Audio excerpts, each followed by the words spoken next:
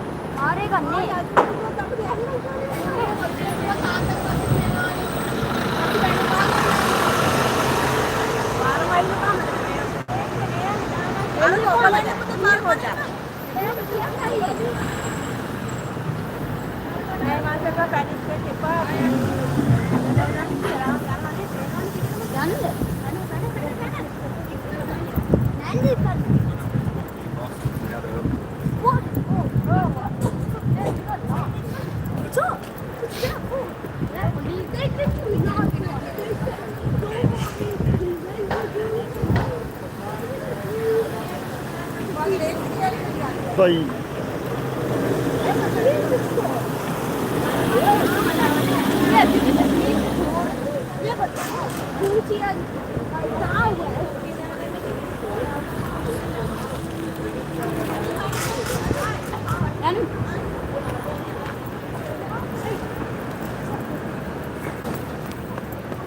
Your laces. Oh my God, they're so far away. No, this is not. This is. Don't worry. What is this called? I don't know. It's not moving.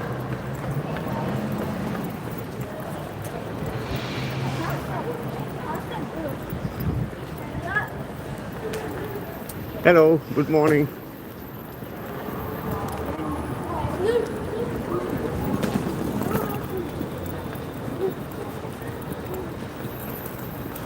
Like, how do we go with these friends? You know where they go? Run. Ai aqui, né?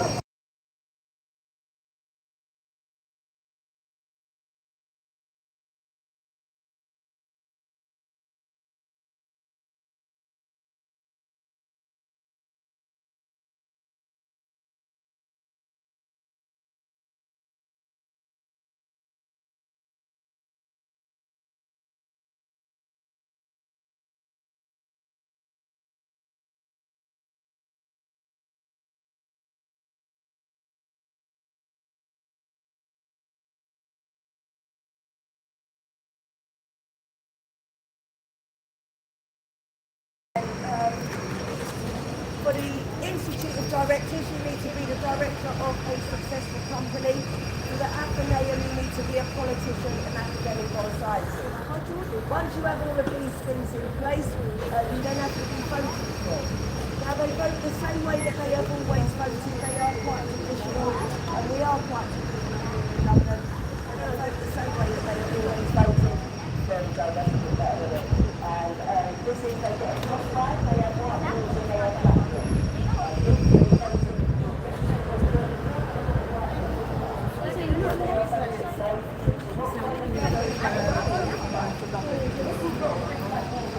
That doesn't mean you have to be black rule, there's no black rule, you've got to wait for somebody else to die, and then you've got to start the whole process again.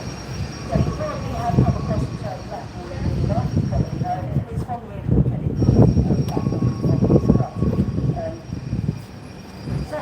They do cost about £2,500 per year just to join them. The membership's about £2,500 a year. So the step that I'm standing on here, I'm going to explain my daily act of rebellion. This is the Arthur Wellesley step. It was brought in 1830 by Arthur Wellesley, the first Duke of Wellington. Now Arthur was known to be a very, very short man. 5'6" was the average height of a man back in 1830, but Arthur didn't even reach 5 foot. So it meant that when he come out of his club, he was a member of both clubs, there's a little sister step over there. When he came out of the club, it meant that he had to wait for somebody passing by to come along the street and give him a little bit of a leg up on to get onto his horse because he couldn't manage it on his own. That is quite embarrassing, as you can imagine. So what he did was he had the horse steps built for him so that when he come out, he could just have his horse and jump back on his horse. Why he didn't buy a smaller horse like a Shetland pony, probably would have been cheaper than buying 2 horse steps, but there you go. So this is why I stand here, because back in 1830, if I stood on me, they would have dragged me up here and dumped me on the floor.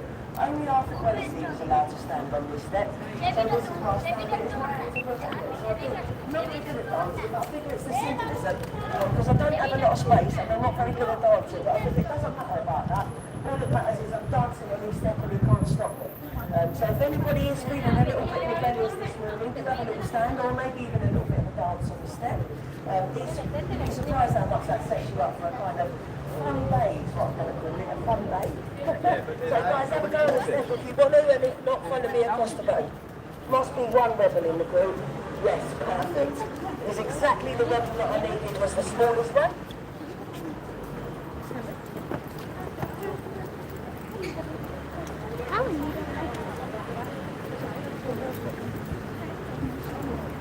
So this statue here was put here by an artist called Banksy. Do you guys heard of Banksy? Yeah. Yeah.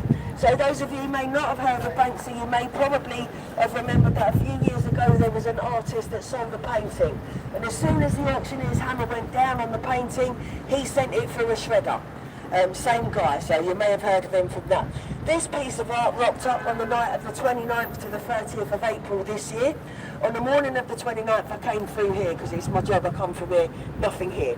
Come back the next morning, I'm like, what is this? Where does it come from? How did it get here? Because it had just rocked up the entire thing from top to bottom, plinth included, rocked up overnight. He just basically dropped it off overnight.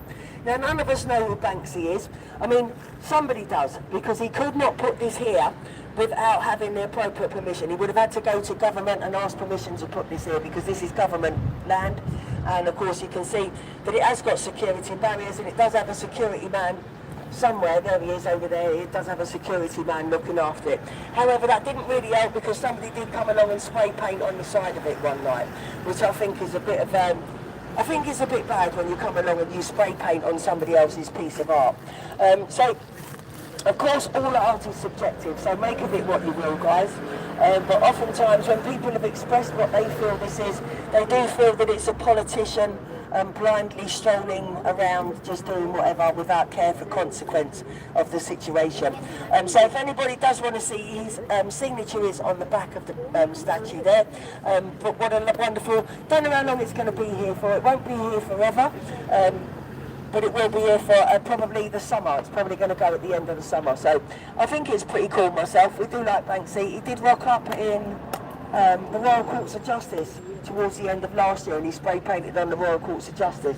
We weren't happy about that, simply because he did it inside and none of us were able to get in and see it. So we weren't happy about that. The statue behind us here, guys. This is the statue of King George. It's a statue of Edward VII, King Edward VII.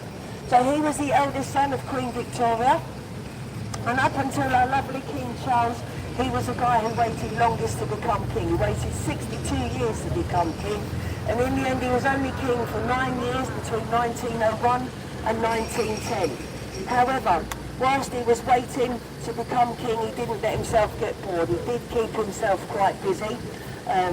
Now, he was married and he had 5 children within his marriage. Outside of his marriage, however, there was a whole different ball game going on. There was a whole lot of scandal going on.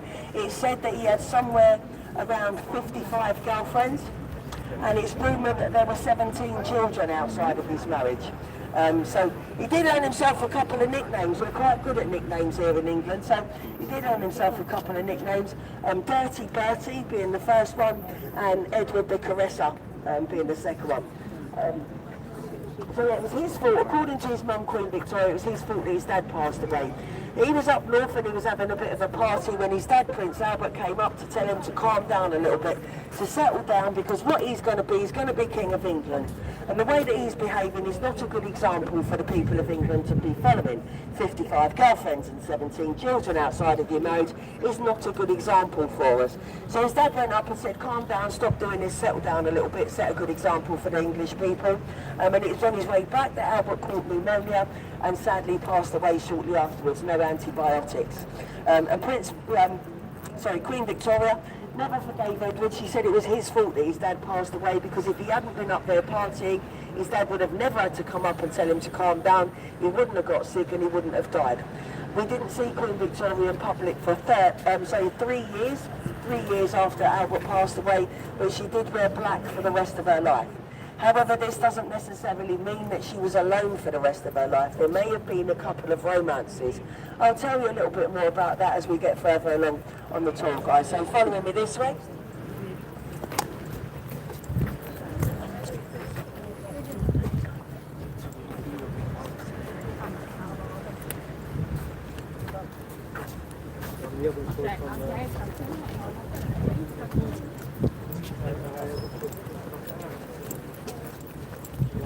That is my car.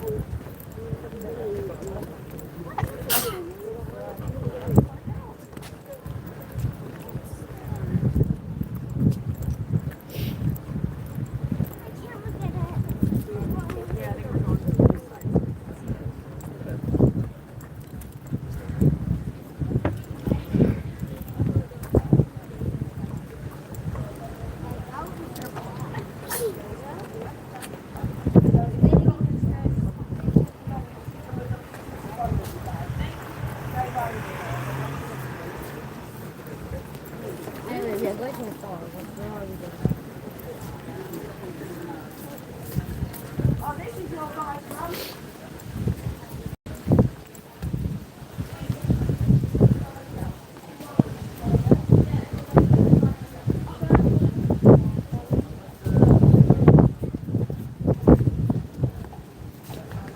Look at the horse.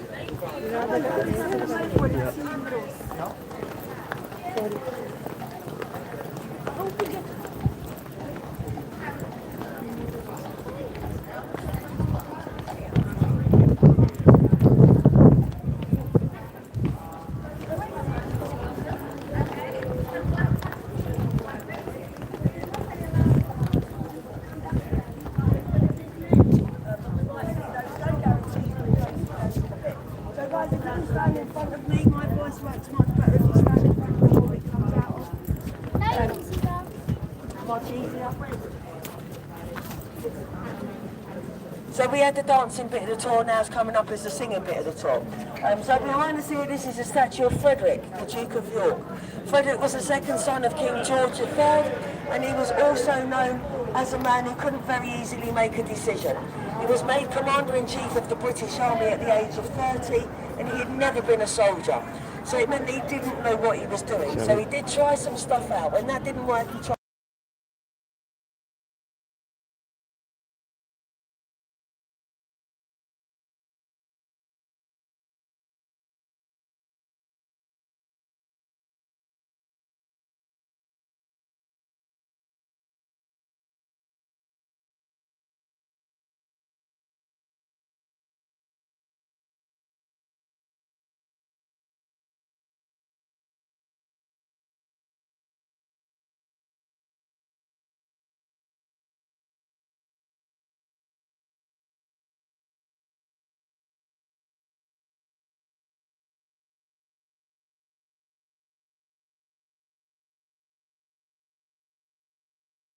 it as I meant it, which was a joke, because obviously she doesn't come from this country, so she didn't understand it was a joke. So I had to apologise for upsetting her. I didn't mean to, but for us here, because her and her husband have been with me all day, they were lovely, so we were joking about, laughing and joking all day, so but just she didn't understand that joke. So I did have to apologise. So if I do that to any of you guys, it does mean that I like you. It doesn't mean that I'm being mean, it just means that I like you.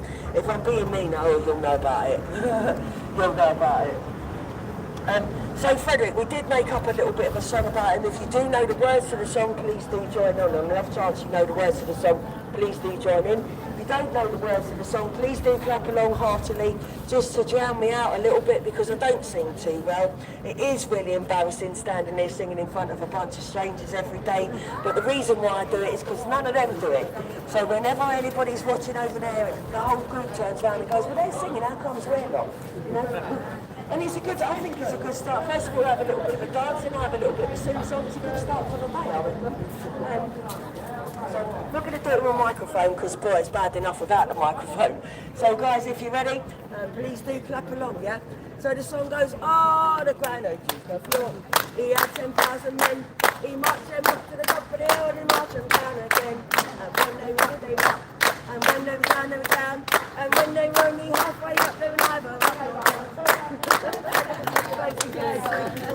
And I don't know if anybody noticed, but half that group turned over and they was all over looking at us and smiling. Probably thinking to themselves, how comes my tour guys not much? But it is what it is. So when Frederick passed away in 1827, his troops all got together and they put a day's wages each into the pot for him. So initially I thought this was a really nice thing for the soldiers to have done, to get together, put a day's wages into the pot, pay for the statue and stairs for him. However, I'm always down by some rabbit hole or another. I'm always looking up stuff simply because I don't want to This get is London. on top. So I need to find out a lot more stuff. So what I did find out was that actually his troops didn't do it out of the goodness of their heart. He said, before he died, he said, when I die, take a day's wages off them all and build a statue and stairs for him.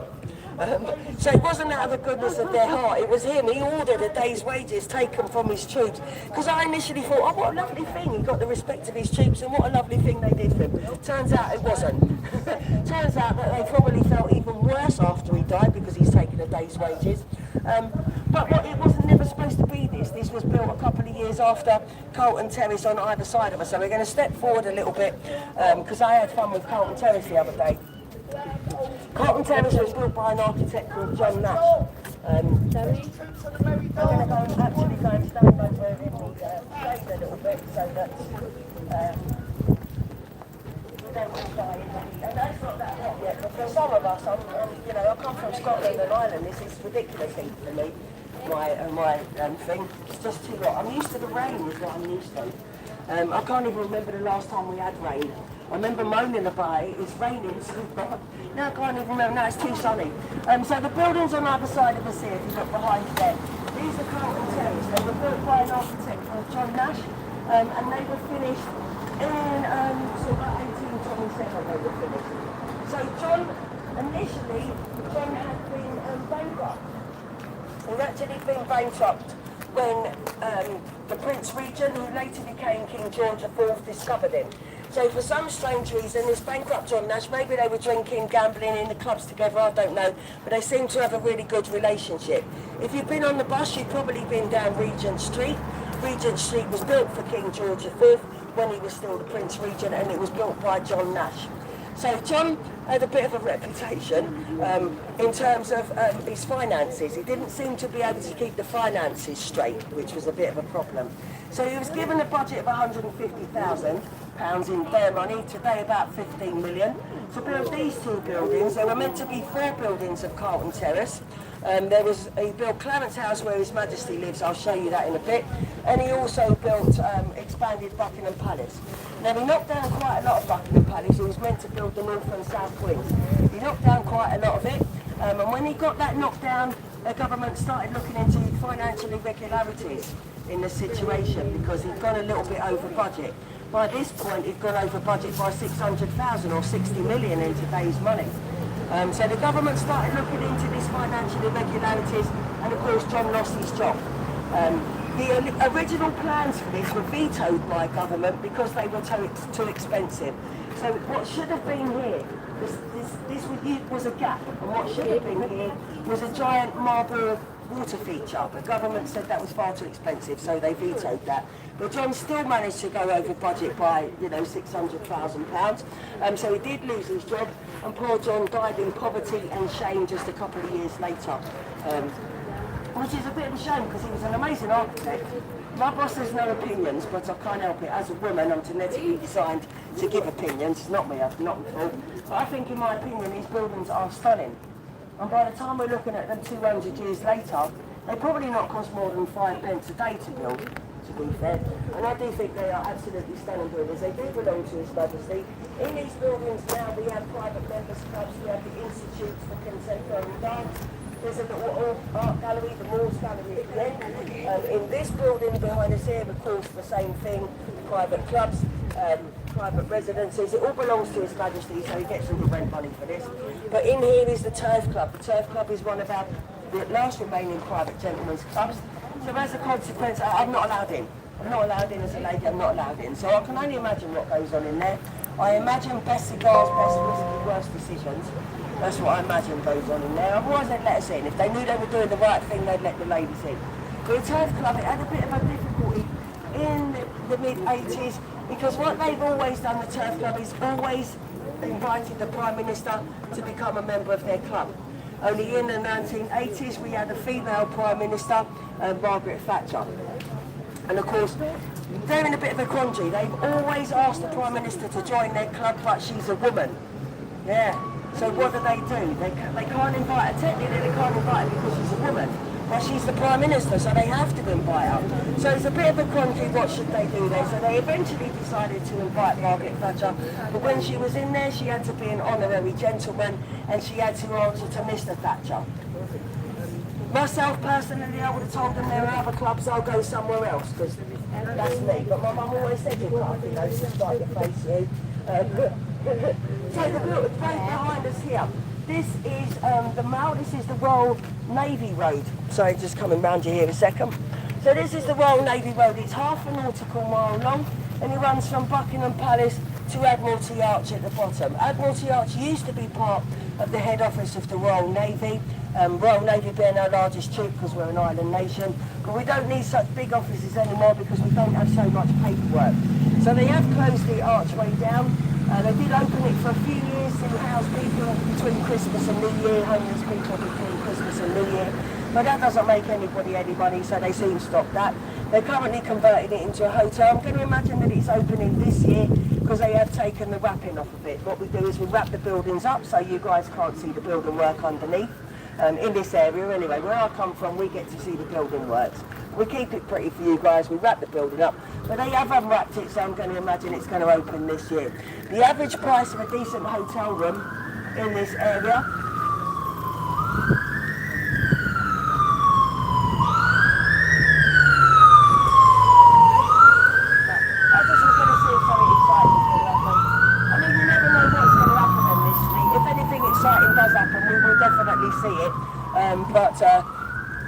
I just thought maybe they were bringing somebody interesting, but they're not, so that's a bit of a shame. That's a bit of a shame. So yeah, hopefully they'll open that this year.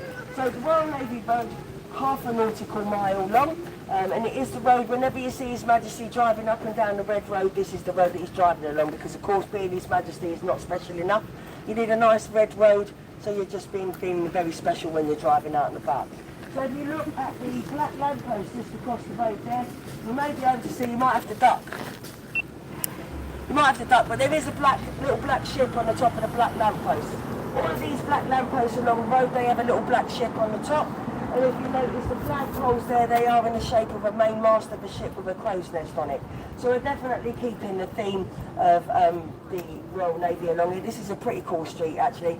If you're ever around next summer, for the King's birthday, second weekend of June, all the troops for a couple of weeks beforehand are all marching up and down this road while they practice. So it's an amazing spectacular. And just while I think of it, in case I forget while it's in my head, just going to let you guys know that Buckingham Palace is currently open for visitors. You can get tickets to go inside Buckingham Palace. There are audio guided tours, I think they're about £35, but they also have a live guided tour which is about £100. Either one of those tours is most definitely worth you doing, guys. Buckingham Palace is beautiful. It's definitely worth a visit inside if you have the time. If you go for the live guide, you do get to go a bit further around in the palace, and it's definitely worth it. So when you look for the live guide, initially one will tell you that it's coming up on the 2nd of September, but there is another one. You just have to look a little bit further for it. But the live guide is going to cost you about £100. But the audio guide is definitely worth it. If you can only do the audio guide, do it guys, it's definitely worth it. So going up this way, it was beautiful in Buckingham Palace. I absolutely loved it.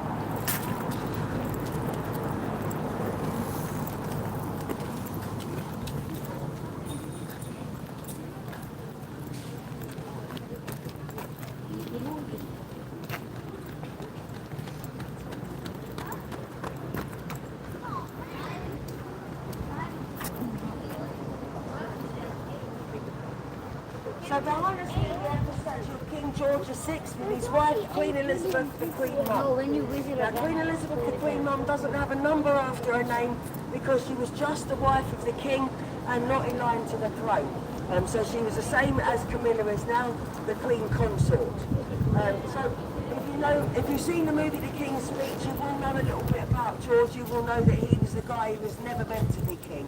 It was meant to be his brother Edward VIII. And Edward was king for a little while, absolutely he was king for a little while, but he fell in love. He met a lady, Wallis Simpson, he fell in love, and he had to choose between his duty and his heart, basically. So, all unmarried members of the royal family have to get the correct permission, and nobody's allowed to get married without the correct permission. So an unmarried monarch has to go to a particular department within government, in Parliament, has to go to a particular department. All other members of the royal family have to go to the monarch to ask permission to get married. So when Edward went to government and he said, I've met this lady, Wallis Simpson, I've really fallen in love and I'd like to get married, please, they said no. And there were a few reasons why that they said no. She was American. She had some friends quite high up in the Nazi party. Both the King and Wallis Simpson were photographed with these Nazi party members during the 1930s. And as you guys know, Europe was heading into war at the time, so it wasn't a good look for our monarch to be photographed with the opposition. And of course, the lady that he wanted to marry, Wallis Simpson, was twice divorced. Now this was the biggest barrier to them getting married. As wife to a previously unmarried monarch with no children in line to the throne, she would have had to be untouched by any other man. This is to make sure that all babies born within the royal marriage come from His Majesty. So, of course, then Edward is left with the country. Government said, well, you can marry Wallis Simpson, but you cannot be king, so you're going to have to choose which one do you want to do. So does he choose to follow his heart, marry Wallis Simpson, suck off his job? We know that's what he did. We know that he abdicated the throne. But for me, the King of England is the biggest man in the country. He doesn't need to be scared of anyone. However, Edward, when he first landed on the throne, did not tell his mum, so he didn't tell her that he pleased her. She found out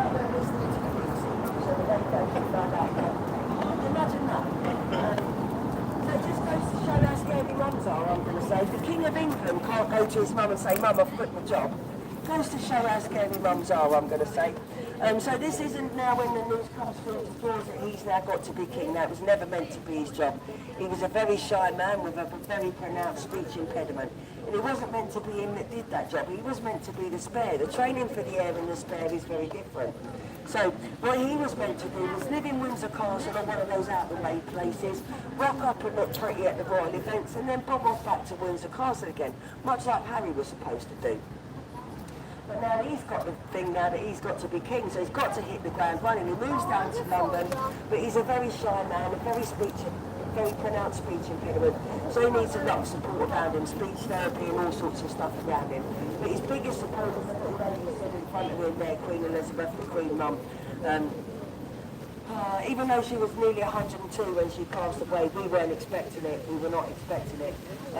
At the age of 90, this lady went to a dinner party. Traditionally, royal dinner parties start with a fish course. She had her fish course, bone got stuck in her throat, rushed off to hospital for emergency operation to remove it. That lady was back at work inside for a week at the age of 90 years old. Can you imagine? So for myself personally, I thought she was Terminator. I didn't think she was going anywhere, ever. And then one morning we woke up to the news that she was gone. We were devastated. As a country, we were devastated.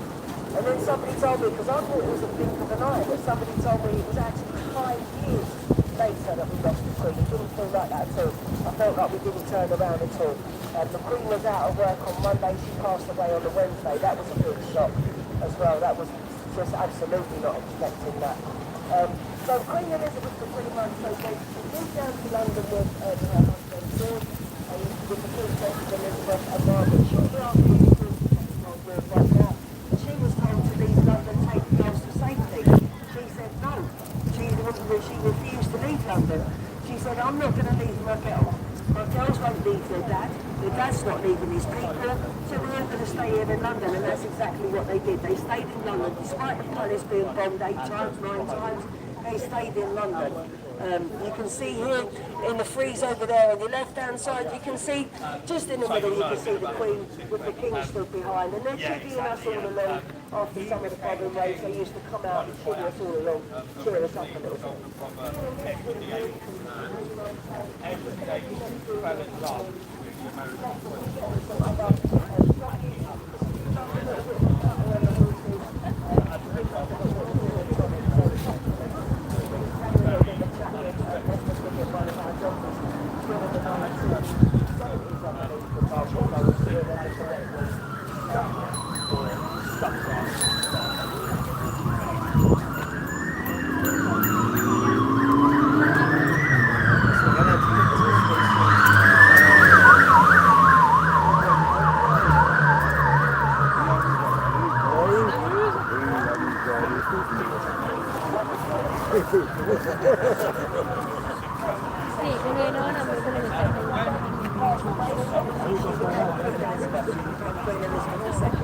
Now, while she was down in London during the Second World War, she actually joined the Women's Land Army. She signed up to the Women's Land Army, and she nursed soldiers during the war. She also drove a Range Rover, and it's because of Queen Elizabeth that the women of World War II eventually got recognised. The government decided that when the men came back from war, they would all get medals and they would get public ceremony and recognition. But the women who'd been running the country, who'd been building the munitions factories and doing everything else, got sent back to their jobs, back to their lives with no recognition of the efforts that they put in during the Second World War. It took Queen Elizabeth II 70 years to persuade government to give medals to the women of the Second World War, the women of the Lands Army, and it also to get to a nice memorial statue. You may have seen that women of World War II memorial statue there. And different times when I'm walking past there, people say to me, all the statues of the men, they've all got pictures of men on them. They've all, men that are depicted there. So why is it just the women's uniforms? And it's just the women's uniforms because if you've noticed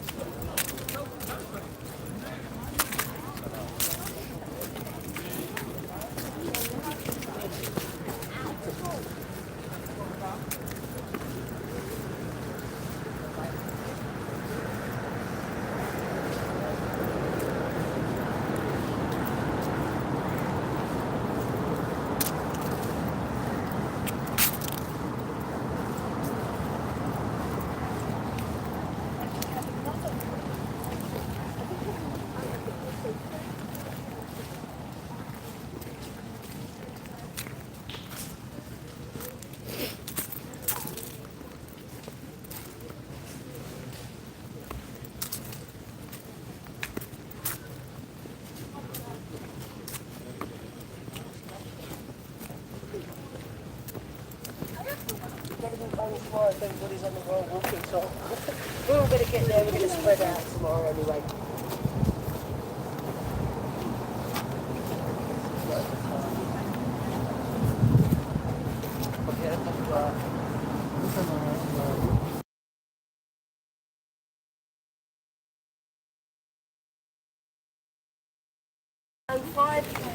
By Sir Christopher Wren for John and Sarah Churchill. So John and Sarah Churchill were the great, however many great-grandparents of Sir Winston Churchill, our Prime Minister during the Second World War.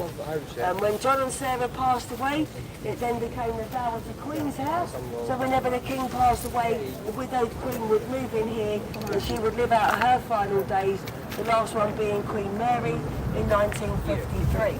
It then became the League of Soap headquarters in the 1960s, and it is currently the Commonwealth Office. This is the only place where His Majesty said that he was moved into.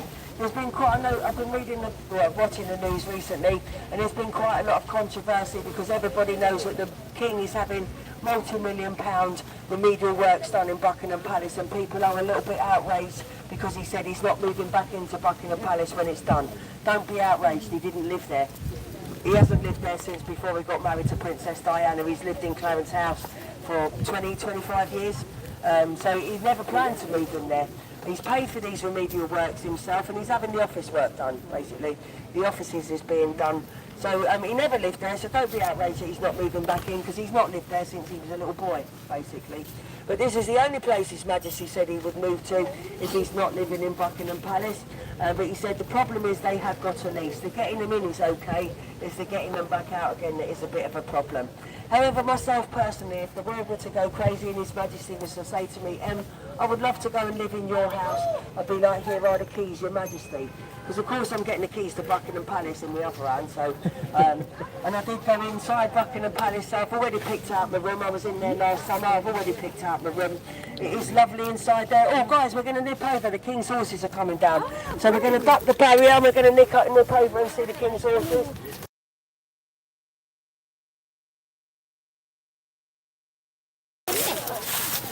So here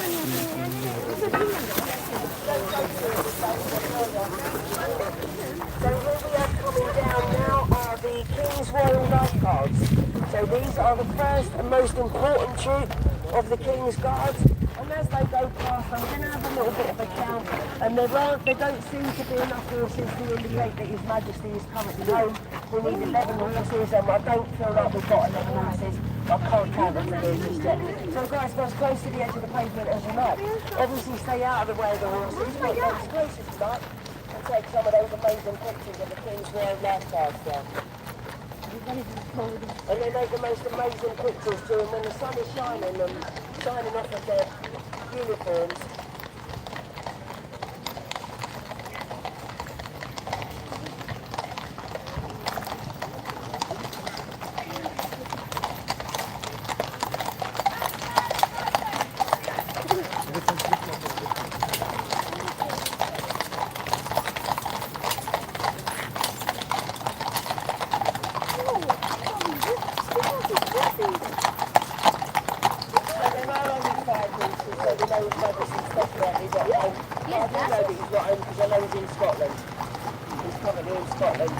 Having a little bit of a holiday in Scotland. Can't wait for him to get back home. No, listen a bit, because where he's been staying in Windsor, and there's no place to live in Windsor, well, back in the palace because I think he can't get his office work done. And kind of miss him. Last summer I saw him every week, about 3 times a week I see His Majesty. So it's been a bit weird this summer that I've not really seen him too much. However, he does know who I am because you can't miss me. If I'm standing outside the house on a regular basis, screaming, Your Majesty, you're definitely going to know who I am. One morning the King came out and his window was a little bit open, so I thought, I don't know about anybody else, but there's me, the calm and normal me, and then there's the crazy one that I don't let out too often. So she's going, do it. Calm me's going, no, absolutely don't do it. But crazy me one. And as the King went past, I went, good morning, Your Majesty. And he looked me straight in the eyes, gave me the most beautiful smile. It was meant for me because he was looking me straight in the eyes, and a little bit of a wave there. So I thought to myself, yes, His Majesty's definitely recognised me this morning. He definitely has recognised me. If he didn't do, 2 days later, what happened was, instead of coming out to see the King's horses, it was the King's car coming down. So I've ducked under the barriers and I've run. Come on guys, run. Get to the edge of the pavement, trip over my own feet, go flying into the road, head over heels. Just stopped myself before I went under the King's car. I looked up and the King's looked down like this and he's gone, no. So if he didn't know me before, he's probably thinking that stupid tour guide fell in front of the car. Gotta keep an eye on that one. Say I'm clumsy, I'm not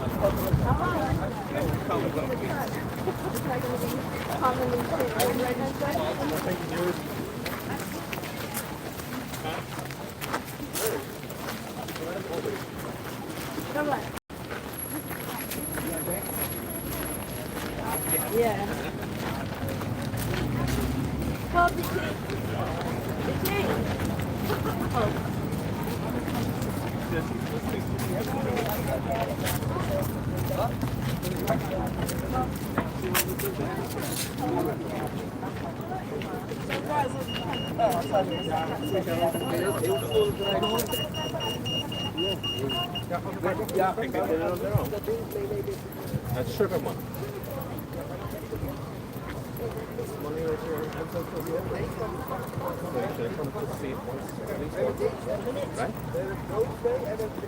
Just want to tell you guys, if you are coming for the Royal Walk tomorrow, you can of course join me at bus stop number 10. I'll be leaving bang on 10 o'clock and I'll be coming down this way. But as I said, it's going to be a very swift walk. So your alternate to that would be, you can always meet me over there. I'm going to be by these gates, so by that lamppost by those gates facing this way tomorrow. I will be there at 10:15. So you can of course, you know, just make your way to here if you would like to, or of course you can walk along the road with me, but this will be our first spot tomorrow, spot 1 for the changing of the guards. So if you want to meet me here rather than down there, you're more than welcome to. I'd just like to, because I won't be doing any talking, we'll be walking down the road quite quickly. So to let you know, that's where I'm going to be. You can join me there at 10:15 tomorrow. If you don't want to join me outside of the Pret a Manger, you can catch up with me here, guys. So we're going up this way to St James's Palace.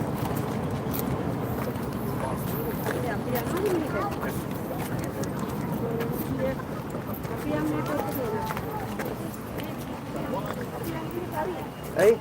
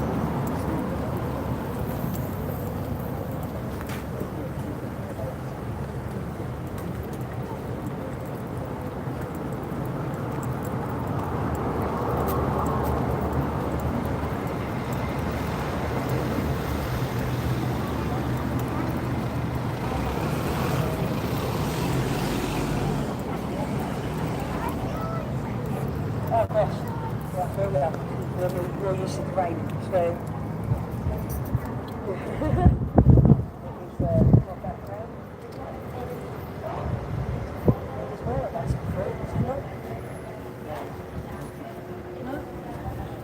we definitely did start out with more people, but apparently some people have left us by the look of things.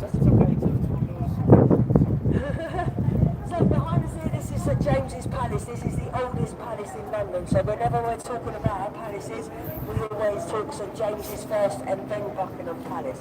This was finished in 1536 and it was built by Henry VIII for his second wife, Anne Boleyn, on the site of the old St James's Hospital, so that was our Aleppo Hospital. Last original remaining piece of St James's Palace is that, you see the turret on the corner there, and then the front gate. So that's the last original remaining piece dating back to 1536. The rest of it's been built by subsequent monarchs ever since. So, as you probably know, Henry VIII was a guy who had 6 wives. Divorced, beheaded, died, divorced, beheaded, survived. 3 Catherines, 2 Annes and a Jane were his wives, and they were all in pursuit of a legitimate son. So Henry had originally married his brother's widow, Catherine. Catherine and Henry's brother had been married for just 2 years when Henry's brother passed away. But of course now we're responsible for Catherine. We brought her over from France, Catherine American.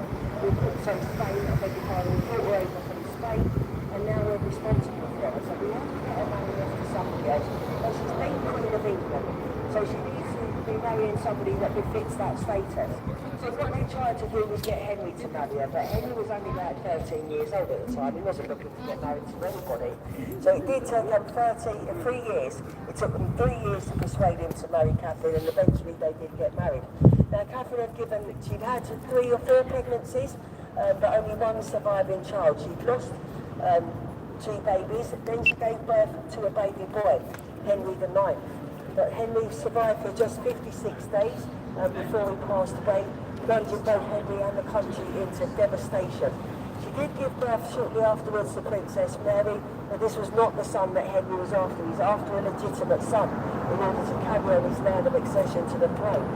So, wife number 1 is disappointed him. She's not given birth to a surviving son.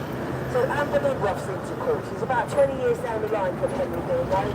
She wafts into court. She catches the king's eye.